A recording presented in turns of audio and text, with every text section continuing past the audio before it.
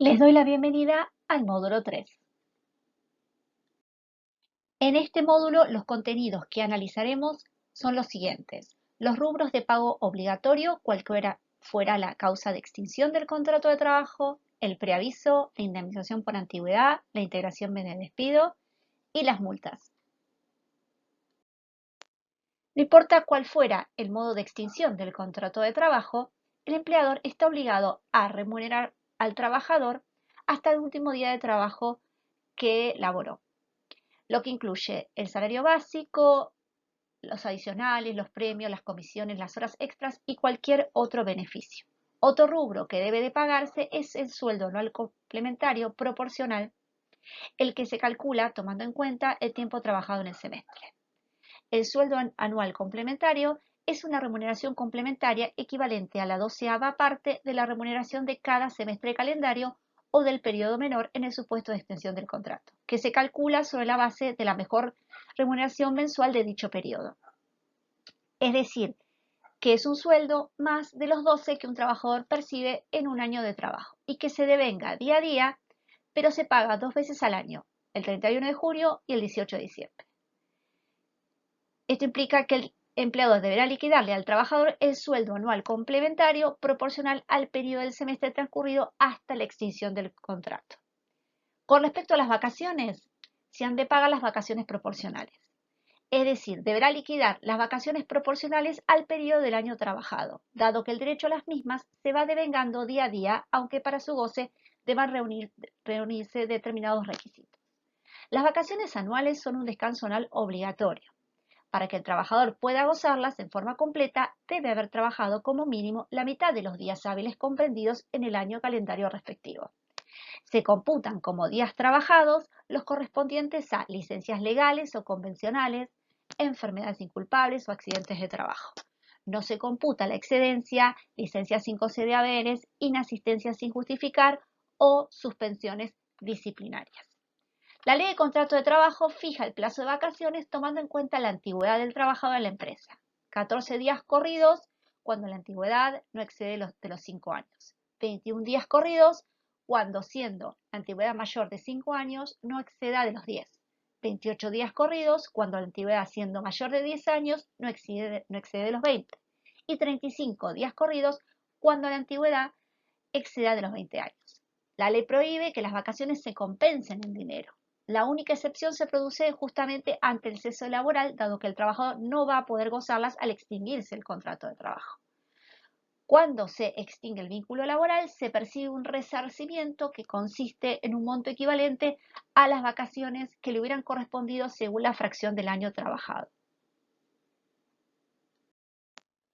El preaviso es una obligación que la ley impone a ambas partes del contrato de trabajo y consiste en notificar la extinción del contrato con la antelación prevista en la norma. De esta manera se intenta limitar el daño que la resolución unilateral de uno de los contratantes produce en el otro. El preaviso del empleador es de 1 mes cuando el trabajador tiene una antigüedad menor a 5 años y de 2 meses cuando es mayor. En el periodo de prueba, el preaviso es de 15 días. El preaviso del trabajador es de 15 días. Si se omite el preaviso, la relación termina el mismo día en que se notifica el despido. Ahora bien, la parte que omite el preaviso o lo otorga de modo insuficiente debe abonar una indemnización sustitutiva que equivale a 1 mes de sueldo si la antigüedad es menor a 5 años y de 2 meses si fuera superior para el caso del empleador y de 15 días de remuneración en el caso del trabajador. Debe calcularse el sueldo anual complementario sobre esta indemnización sustitutiva de preaviso. La indemnización por falta de preaviso no procede en los casos de despido directo con causa legítima porque la institución del preaviso tiene por fin evitar la ruptura intempestiva del contrato. Y si es el propio trabajador el que provoca dicha ruptura, se crea una situación incompatible con la obligación de preavisar. La integración mes de despido se abona cuando el despido se produce sin preaviso y en una fecha que no coincide con el último día del mes, y consiste en el pago de una suma igual a los salarios por los días que faltan para terminar el mes en el que ocurrió el despido. corresponde se pague ya se trate de un despido directo como en el caso de una situación de despido indirecto causado por una injuria del empleador. La indemnización por despido. Se aplica en los casos de despido directo sin causa y en los casos de despido indirecto y cumple una doble función. Sanciona el incumplimiento de la empleadora y resarce los daños ocasionados por el despido arbitrario. Para realizar el cálculo de la indemnización se utiliza una fórmula que consiste en un mes de sueldo por cada año de servicio o fracción mayor de 3 meses. Esta tarifa es comprensiva de todos los perjuicios derivados del despido incausado. Es decir, que la indemnización por despido se basa en dos parámetros, la remuneración y la antigüedad del trabajador. Para la base del cálculo hay que tomar la mejor remuneración mensual, normal y habitual devengada durante el último año o durante el tiempo de prestación de servicios si este fuese menor. Es decir, que se excluyen de la misma los rubros que no tienen naturaleza remunerativa, como por ejemplo un viático con comprobantes, y aquellos cuya cuantía resulta anormal. Se deben considerar los rubros que se devengan en forma reiterada y persistente. Una vez que obtenemos las remuneraciones mensuales normales y habituales, hay que tomarla de mayor cuantía monetaria. En el supuesto de remuneraciones variables, debe tomarse la mejor, salvo que en ella hayan influido circunstancias especiales que no se repiten con regularidad. Para el cálculo de la antigüedad hay que contar desde la fecha de ingreso hasta la fecha en que se notificó el despido. La antigüedad mínima requerida es de 3 meses y un día. El importe de esta indemnización, es decir, la indemnización por antigüedad, en ningún caso podrá ser inferior a un mes de sueldo calculado sobre la base del sistema que establece el primer párrafo del artículo 245 de la Ley de Contrato de Trabajo. Ahora bien, la base a tener en cuenta no podrá exceder el equivalente de 3 veces el salario mensual promedio de todas las remuneraciones previstas en el convenio colectivo de trabajo aplicable al trabajador. El tope varía según el convenio colectivo aplicable a la actividad o a la empresa. Los montos promedio y el tope de cada convenio surgen de las escalas salariales y los fija periódicamente el Ministerio de Trabajo, Empleo y Seguridad Social. A los trabajadores fuera de convenio se les aplica el tope del convenio aplicable al establecimiento donde prestan servicios o el del convenio más favorable en el caso de que hubiera más de uno.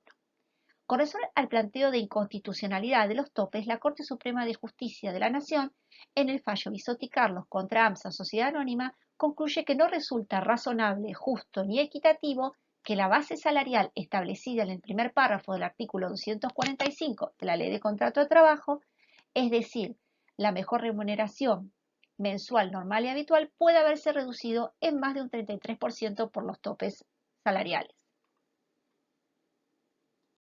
El artículo 255 bis de la Ley de Contrato de Trabajo establece cuál es el plazo de pago de las remuneraciones e indemnizaciones que correspondan por la extinción del contrato de trabajo, cualquiera fuera su causa. En tal sentido, señala que debe pagarse dentro de los plazos previstos por el artículo 128 de la Ley de Contrato de Trabajo, los que se computan desde la fecha de extinción de la relación laboral. Y el artículo 128 de la Ley de Contrato de Trabajo estipula que el pago debe efectuarse dentro de los 4 días hábiles en el caso de una remuneración mensual o quincenal y dentro de los 3 días hábiles en el supuesto de una remuneración semanal. La Ley 24.013 sanciona la falta de registración del trabajador y la registración parcial, ya sea porque su fecha de ingreso no es la verdadera o bien el salario denunciado no lo es.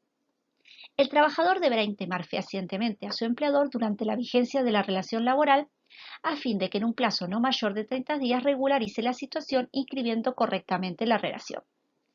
En su intimación, el trabajador debe consignar en forma precisa los defectos en la registración. Además, debe remitir a la AFIP de inmediato y en todo caso no más allá de las 24 horas hábiles siguientes, copia del requerimiento que envió su empleadora. La intimación puede ser realizada mediante el servicio de telegrama ley 27.389, que es gratuito para el trabajador. Para resultar acreedor de las indemnizaciones previstas por la ley 24.013, por incumplimientos en la registración laboral, es necesario que el trabajador intime a su empleador por escrito y remita copia del requerimiento a la AFIP. Se considera que el trabajador se encuentra registrado correctamente cuando fue inscrito en el libro especial previsto por el artículo 52 de la Ley de Contrato de Trabajo.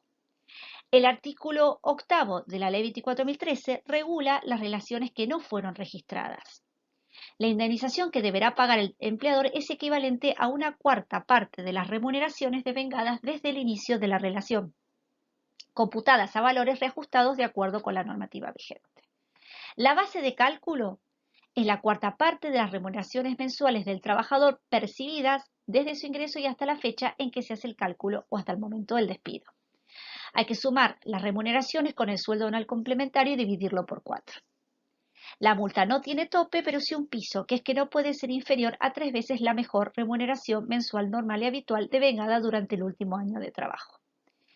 En el caso del artículo 9 de la Ley 24.013, contempla el caso de registro del trabajador con una fecha de ingreso que es posterior a la verdadera. En este supuesto, la indemnización equivale a la cuarta parte de las remuneraciones devengadas desde la fecha de ingreso hasta la fecha falsamente registrada, computadas a valores reajustados de acuerdo con la normativa vigente. En cuanto a la multa del artículo 10, se ocupa del caso en que se registra una remuneración inferior a la verdaderamente percibida. En este supuesto, la indemnización equivale a la cuarta parte de las remuneraciones devengadas y no registradas, debidamente reajustadas desde la fecha en que comenzó a registrarse indebidamente el importe del salario. Por último, el artículo 15 de la 24.013 dispone que cuando se produce el despido en un plazo de 2 años posterior a la intimación del trabajador, este trabajador despedido tiene derecho a percibir el doble de las indemnizaciones que le hubieran correspondido por el despido. La Ley 25.345. El empleador debe actuar como agente de retención reteniendo del salario los aportes jubilatorios, por obra social, sindicales, entre otros, para luego ingresarlos a los organismos pertinentes. Esta Ley 25.345 incorporó a la Ley de Contrato de Trabajo como artículo 132 bis un artículo que sanciona la retención indebida de los aportes destinados a los organismos de la seguridad social y sindicales y les atribuye una sanción combinatoria mensual equivalente a la remuneración que se devengaba mensualmente a favor del trabajador al momento de la extinción del contrato de trabajo, importe que va a continuar devengándose con igual periodicidad a la del salario hasta tanto el empleador acredite de modo fehaciente haber hecho efectivo el ingreso de los fondos que retuvo. La norma aclara que la multa no enerva la aplicación de las penas que procedieren en la hipótesis de configuración de un delito del derecho penal. El decreto 146 del año 2001, que reglamenta este artículo, sostiene que para la procedencia de la sanción combinatoria, el trabajador debe previamente intimar al empleador para que, dentro del término de 30 días corridos, que se cuentan a partir de la recepción de la intimación fehaciente, ingrese los importes adeudados con más los intereses y multas que pudieran corresponder a los respectivos organismos recaudadores. La Ley 25.345 también incorporó un párrafo al artículo 80 de la Ley de Contrato de Trabajo.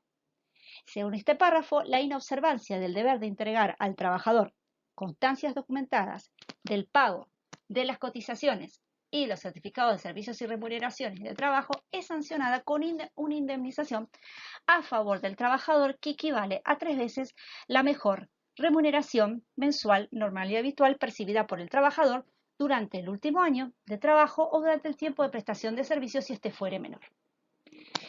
El trabajador deberá intimar fehacientemente a la entrega de los certificados cuando el empleador no le hubiera hecho entrega de los mismos dentro de los 30 días corridos de extinguido, por cualquier causa, el contrato de trabajo. La procedencia de esta indemnización queda supeditada a que el trabajador lo intime en forma fehaciente. En cuanto al plazo, si bien el artículo 45 de la Ley 25.345, que agrega este último párrafo al artículo 80, hacía referencia a 2 días hábiles, el decreto 146 del año 2001, que reglamenta esta norma, establece en forma definitiva el plazo perentorio dentro del cual el empleador, una vez que se produce la extinción del vínculo laboral por cualquier causa, debe entregar al trabajador los instrumentos a los que hace referencia el artículo 80. En concreto, dispone que el trabajador está habilitado para remitir este requerimiento fehaciente cuando el empleador no hubiese hecho entrega de las constancias o los certificados previstos en los apartados segundo y tercero del artículo 80 de la Ley de Contrato de Trabajo dentro de los 30 días corridos de extinguido por cualquier causa el contrato de trabajo.